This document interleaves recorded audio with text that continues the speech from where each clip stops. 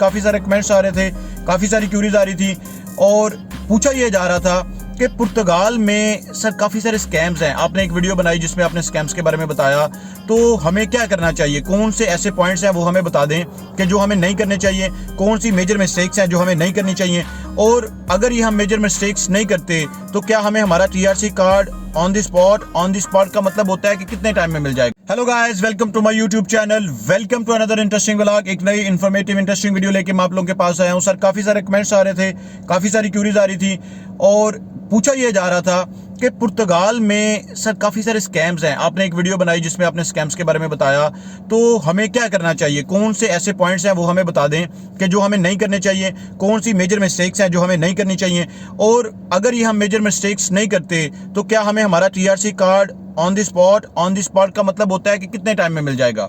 On the spot हम ये कहते हैं कि जो एक टाइम फ्रेम सेट किया हुआ होता है मिनिस्ट्री ने या APMA ने या फिर सेफ ने या जो भी उससे एफिलिएटेड इंस्टीट्यूट्स होते हैं, इदारे होते हैं, उन्होंने सेट किया होता है, उस एफिलिएटेड टाइम के अकॉर्डिंग वो TRC कार्ड कितनी देर में मिल जाएगा।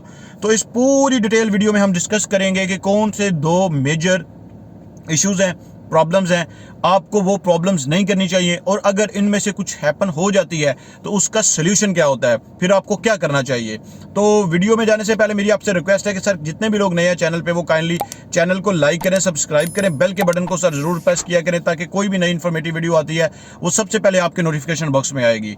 इसके अलावा मेरी इंस्टाग्राम ID आ रही है, आप मुझे इंस्टाग्राम पे फॉलो कर सकते हैं, और आपकी अगर कोई जनरल क्यूरी है आप मुझे कमेंट बॉक्स में हाईलाइट किया करें। अगर आपका कोई पर्सनल इशू है, कोई पर्सनल क्यूरी है, तो आप मुझे उसको इंस्टाग्राम पे मैसेज की फॉर्म में सेंड कर सकते हैं। लेकिन सर थोड़ा सा डिले पॉसिबल है क्योंकि काफ़ी सारे मैसेज होते हैं, डेफिनेटली रिस्पॉन्स करते हुए it can be possible, it can be आप ये कह सकते हैं कि हैपन, तो काइंड ऑफ डिले आप ये इश्यूज होते हैं। आपको भी पता है कि अभी को सॉर्ट आउट करने के लिए मैं भी कोशिश कर रहा हूं कि एक ऐसी टीम सेट कर दी जाए जो आप लोगों की क्यूरीज को हाईलाइट करके मुझे मार्क कर दिया करेगी, मैं आप लोगों तक पहुंचा दिया करूंगा। तो definitely I will be get back to you with positive and proper response. तो वीडियो सर ये है कि आपको कौन सी वो दो मेजर गलतियां नहीं करनी चाहिए।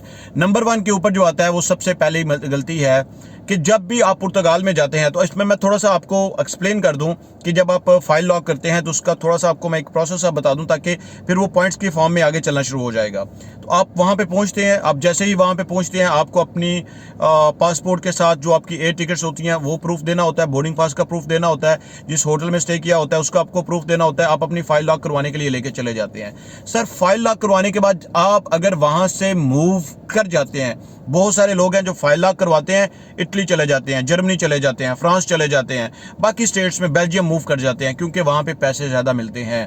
100% एग्री करता हूं जी, पैसे ज़्यादा मिलते हैं। लेकिन सर मुझे एक बात बताएं कि जब आप वहां पे जिस कंट्री की आप नेशनैलिटी लेना चाह रहे हैं, अगर आप उस कंट्री में स्टे ही नहीं कर रहे, उस कंट्री के टैक्स आपने जस्ट पे किए हुए हैं कि आपने 6 टैक्स पूरे कर दिए हैं TRC कार्ड लेने के लिए, तो इन केस अगर ये चीज़ वेरीफाई हो जाती है किसी ना किसी एंड से, किसी ना किसी तरह से, तो मुझे आप ये बताएं कि आपने अपना सारे का सारा टाइम वेस्ट किया है या नहीं किया। सेकंड पॉइंट, अगर आप ये काम नहीं करते तो फिर इसका आपको रिजल्ट क्या मिलता है। सर इसका रिजल्ट ये मिलेगा, आप पुर्तगाल में रहेंगे, पुर्तगीज लैंग्वेज सीखेंगे, पुर्तगाल में रहेंगे, पुर्तगाल में रह के आप वहाँ का काम शाम देखेंगे, वहाँ पे जॉब सर्च करेंगे, उसके ऊपर भी मैं सेकंड पॉइंट पे आता हूँ। फिर पुर्तगाल में रहेंगे तो आप अपनी एब्सेंस को शो करेंगे। सर मैंने पहले भी एक वीडियो में बताया था कि आप किसी भी कंट्री में रहते हैं तो उस कंट्री में जब आपकी मूवमेंट होती है तो उस मूवमेंट को आप डिफाइन भी कर सकते हैं, डिफेंड भी कर सकते हैं, प्रूफ भी कर सकते हैं, एविडेंस भी दे सकते हैं। ठीक है, किसी भी कंट्री में आप रहते हैं तो उस कंट्री की मूवमेंट के बारे में आप बता सकते हैं। सपोज टू बी क्या मूवमेंट है, आपने फ्यूल डलवाया है, आपके पास उसके प्रूफ है कि जी आपने वहां पे फ्यूल फिल करवाया है। आप सुपरमार्केट में गए, आपने बिल पे किया, आपके पास प्रूफ है जी आपने सुपरमार्केट का बिल पे किया है। आपने बस यूज किया, आपके पास टिकट है जी आपने बस यूज की हुई है। आपने ATM कार्ड यूज किया है, उसका प्रूफ है जी आपका ATM कार्ड यूज हुआ है। तो सर ये सारे एविडेंस होते हैं। अगर बंदा किसी प्लेस पे रहता है तो मल्टीपल एविडेंसेस होते हैं, अगर बंदा किसी प्लेस पे नहीं रहता तो उसका कोई भी एविडेंस नहीं होता। तो इस चीज की आपको काफी हेल्प मिलती है जब आपका NIF नंबर या NIS नंबर या फिर आप अपना केस डिफेंड करने के लिए जाते हैं, बायोमेट्रिक के लिए जाते हैं, तो आप बड़े कॉन्फिडेंट के साथ जाते हैं क्योंकि आपकी चीजें कंप्लीट होती हैं, आपको कोई डर नहीं होता। लेकिन अगर इसके बरक्स दूसरी साइड देखी जाए, ऑन दी अदर हैंड, कि जो लोग वहां पे नहीं होते वो दूसरी जगह पे होते हैं, तो उनके लिए मल्टीपल जो है ना वो प्रॉब्लम्स क्रिएट हो सकती हैं। पहली प्रॉब्लम्स, अगर उनके फिंगर्स कहीं पे हो जाते हैं उनको पुलिस क्लियरेंस लेके आनी पड़ती है। दूसरी प्रॉब्लम, अगर फिंगर हो जाते हैं तो वो जिस कंट्री में वो है वहां पे भी वो पूछा जाएगा कि भाई आप ये बताएं कि आप यहाँ पे किस चक्कर में आए, क्या कर रहे हैं आप यहाँ पे। तो मल्टीपल प्रॉब्लम्स जो है ना वो उनको फेस करनी पड़ सकती है। सेकंड पॉइंट क्या है? सेकंड पॉइंट सर, मैंने पहले भी एक वीडियो बनाई हुई थी जॉब कंट्रैक्ट के ऊपर। तो जो जॉब कंट्रैक्ट है ये बहुत सारा इंपॉर्टेंट होता है, काफ़ी इंपॉर्टेंट होता है। लोगों को जॉब नहीं मिलती, उन बेचारों का कसूर नहीं होता, आपका कोई कसूर नहीं है सर। अगर आप किसी के पास जाते हैं वो आपको जॉब कंट्रैक्ट बना के दे देता है। सर सारे जॉब कंट्रैक्ट, एक्चुअली इसकी कहानी क्या है मैं आपको थोड़ा सा वो पिक्चर एक्सप्लेन करता हूँ, आप उस पिक्चर को थोड़ा सा समझें। अगर एक बंदा है, उसकी एक शॉप है, वो शॉप वाले बंदे के पास सिर्फ मैक्सिमम 3 या 4 लोगों को रखने की जगह है, या सपोज टू भी 2 लोगों को रखने की जगह है। लेकिन वो शॉप वाला क्या करता है कि वो बंदा, शॉप वाला बंदा 10 लोगों को कंट्रैक्ट दे देता है। ठीक है सर, अब 10 की तो जगह ही नहीं है, 10 को वो कंट्रैक्ट कैसे देता है? पहले 2 को वो कंट्रैक्ट देगा, जैसे ही उन 2 का कंट्रैक्ट होगा, वो 2 का कंट्रैक्ट जेन्युइन ही होता है, वो फेक कंट्रैक्ट नहीं होता।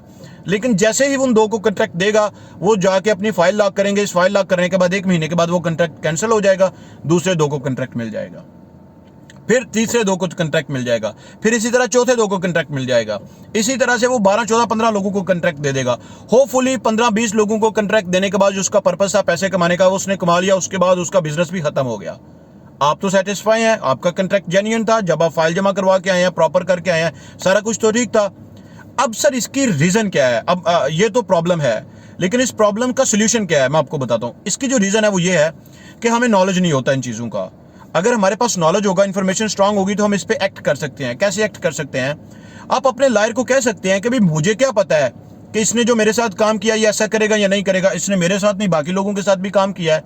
अगर आप जेन्युइन होते हैं, अगर आपने वहां पे स्टे किया होता है, तो आप अपनी प्रॉपर आइडेंटिटी को प्रूव कर सकते हैं कि आप अपने एविडेंसेस के साथ कि आपका स्टे वहां पे है, जो मैंने पहले चीजें बताई हैं, और आपको इस चीज का आइडिया ही नहीं है। तो अगर जो भी केस बनेगा या जो कोई भी प्रॉब्लम होगी वो उस बंदे के ऊपर होगी, ठीक है, जिसने ये काम किया है आपके साथ। तो आप लायर के थ्रू इस चीज को डिफेंड कर सकते हैं। 100% ये चीज डिफेंडेबल है, क्योंकि किसी बंदे को क्या पता है कि यार ये बंदा उसके साथ फ्रॉड कर रहा है या नहीं कर रहा। जब उन्होंने फाइल जमा करवाई तब तक तो ठीक था, प्रॉपर था। लेकिन इसमें एक और रीजन भी आ जाएगी। वो रीजन क्या है कि जब आप उस बंदे के पास काम कर रहे थे, तो इसी सर्टन में अगर आपकी जॉब चली जाती है, वो आपको काम से छुड़वा देता है, तो सर आपने क्या करना है? आपने उसका एक स्ट्रॉन्ग एविडेंस रखना है अपने पास। आपने एक स्ट्रॉन्ग एविडेंस रखना है कि till that day, till that time मैंने इस बंदे के पास काम किया है, और ये इसका एक एविडेंस है। इस दिन के बाद मैंने इसके साथ काम नहीं किया।